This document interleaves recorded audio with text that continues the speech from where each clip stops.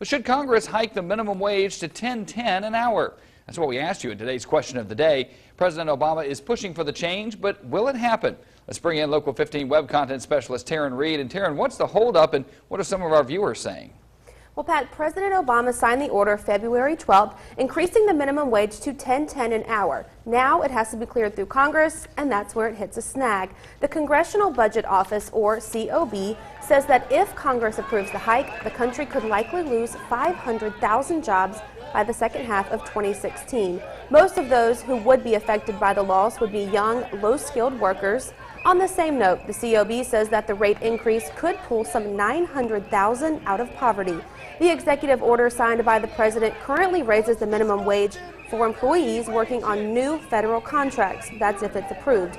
Obama has said that he wanted legislators to expand it to the entire country. The current minimum wage is $7.25 an hour. The White House says it plans to spend next week promoting the hike, hoping to convince Congress to act. So we asked you this morning, should Congress hike the minimum wage to $10.10 per hour?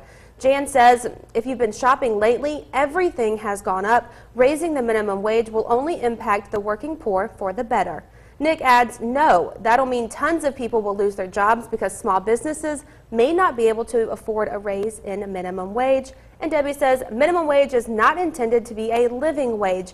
It's intended for entry-level positions for people with no experience. You still have time to share your opinions on the hike. Head over to our Facebook page and leave your comments. And it's a fascinating debate because on the surface, yeah, raise minimum wage, Right. Why not? But then you start looking at the ramifications and there are good arguments for and against it. So Yeah. I I don't feel know. like the 500,000 who'd be out of work and then they pull in the 900,000 of people that'll be out of poverty. It's all these, it's a lot of numbers. Yeah, it's a big numbers game, and that's, Right. that's what it's going to boil down to. But I think this this argument is going to go on for a while, but we'll see that push coming up next week. Yep. All right, thanks, Terry.